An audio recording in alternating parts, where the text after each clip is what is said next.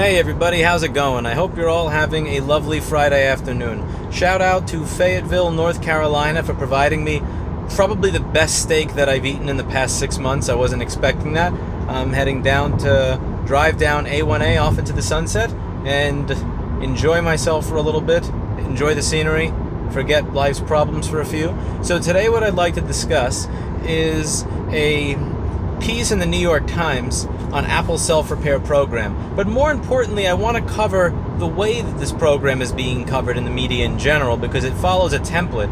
And the template that it's being followed is, in my opinion, going to lead to an anti-right to repair backlash from normal people who read all of this stuff and wonder, what are these right to repair people always complaining about? Based on a mischaracterization of our concerns from most of the bloggers that are writing these articles. So the way this is get covered, it usually includes three things. The first thing it includes is the fact that the tools are so heavy. They're so heavy. My UPS person commented, somebody saw this and thought, wow, aren't these tools heavy and big and ridiculous?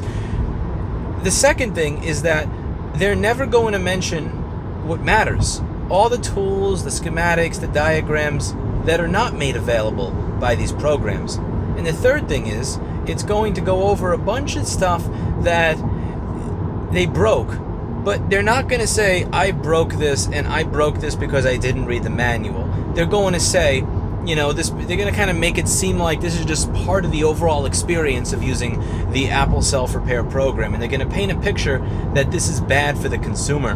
Now, what this is going to do is this is going to put a taste in the mouths of the readers thinking, listen, what are these right to repair people always complaining for? So they asked for parts and tools and diagrams and schematics. Apple gave it to them. And now they're complaining about the tools that are being provided, even though they're the same tools that get used at the Apple Store. And then they broke their own device in a stupid way.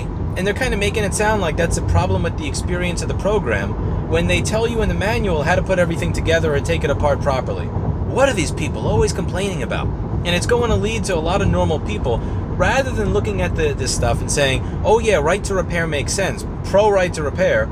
Oh yeah, screw these right to repair people. They're never going to be happy. That's what I think is going to happen if it keeps getting covered in this way. So let's go over this article. The article starts off talking about how he broke his phone and had a horrible outcome. But you have to read the entire article to figure out why he had a horrible outcome. The phone is held together with screws. It has two screws in the bottom. And when he's using the Apple tool to try to remove the screen from the phone to get to the battery, he winds up breaking the screen because he didn't take the screws out of the phone. This phone does not have 90,000 hidden screws in it on the outside. It has two screws that are clearly visible, and he didn't take these screws out before trying to open the effing phone, and he breaks the screen.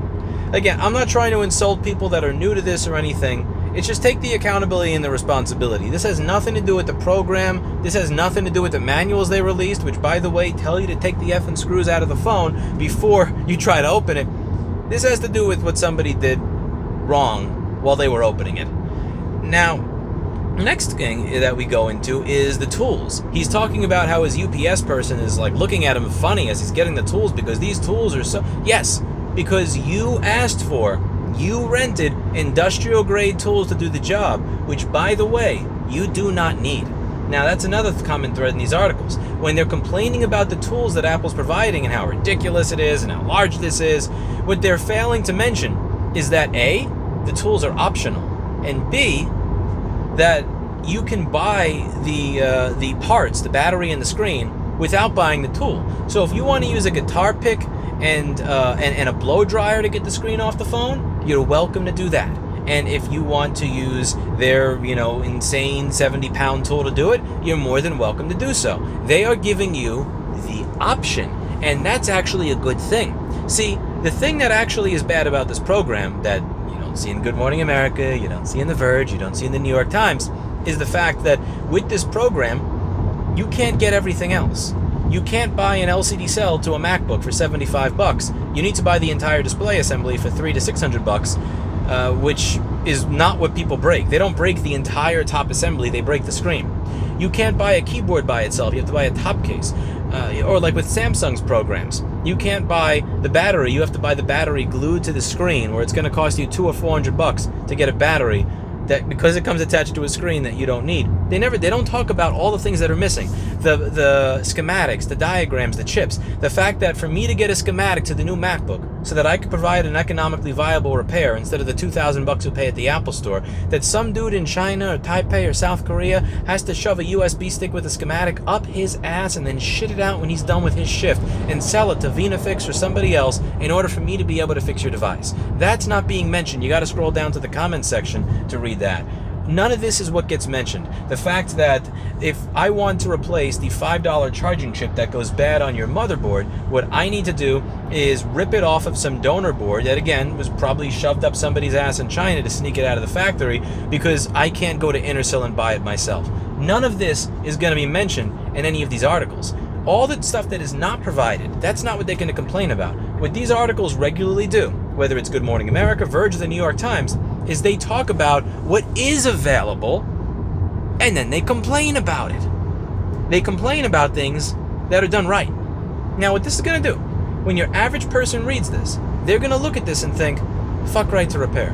Fuck right to repair. Honestly, if I wasn't knowledgeable about right to repair, I'd read these articles and say, fuck right to repair. They asked the manufacturer for parts and tools. The manufacturer gave them parts and tools, and they're still bitching.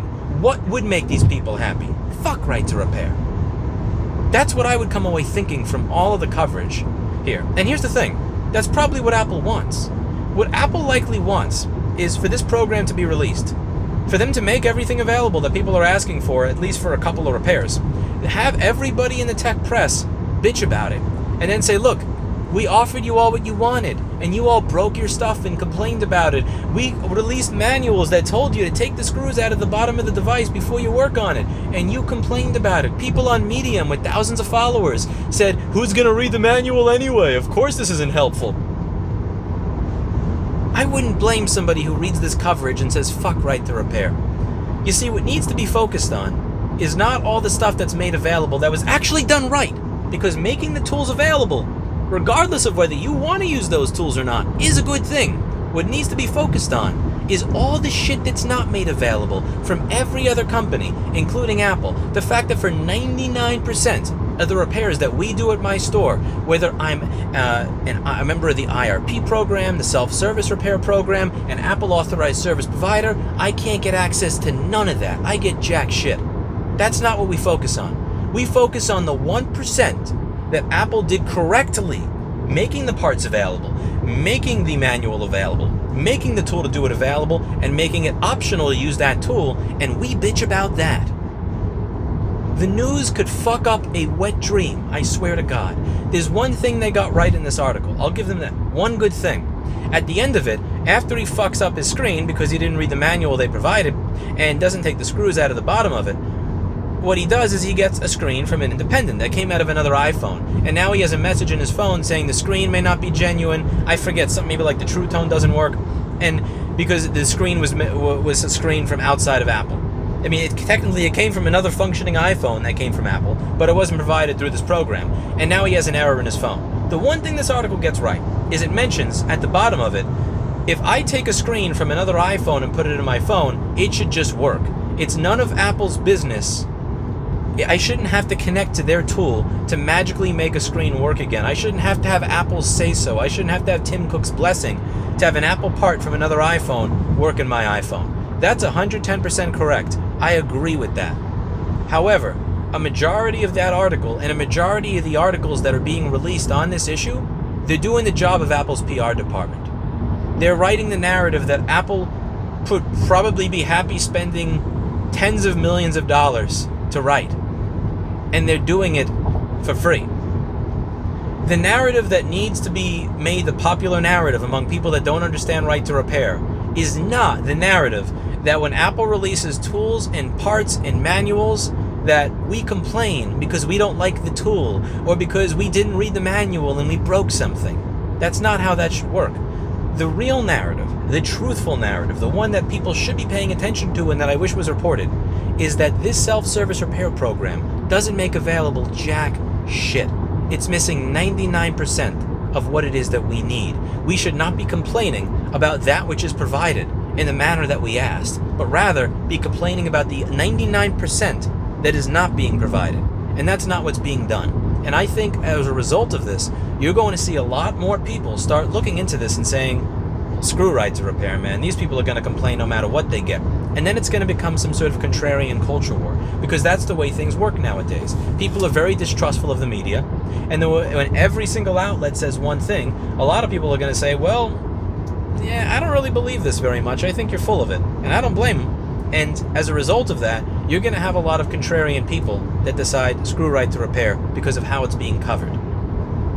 Culture wars are the enemy of progress, and the base, the groundwork, is being laid for there to be an anti-right to repair backlash from people with common sense that read these articles and believe that the bloggers that are writing these articles, or whoever the hell is writing the script over at Good Morning America, represent what it is people that actually care about right to repair think.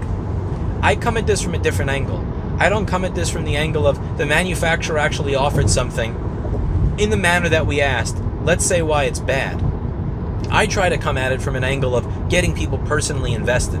Hey, is this something that the manufacturer said would cost $1,200 to fix?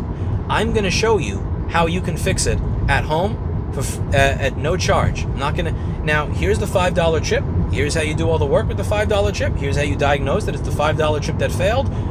Here's all the information on it for you. By the way, that $5 chip, you can't get access to it anyway. You got to find a donor board and rip it off there because the manufacturer doesn't make it available, which turns a repair that you could pay a few $100s for at a repair shop or do yourself into a repair that's going to cost over $1,000 to the manufacturer. I try to get people personally invested, and I also try to frame it in a manner where, regardless of whether you're left, right, or center, you love me, you hate me, you can at least kind of understand what I'm getting at and understand where my problem is and how it is that if you are on board with what it is I'm talking about, something that you're personally invested in will be made better for you. This is the opposite.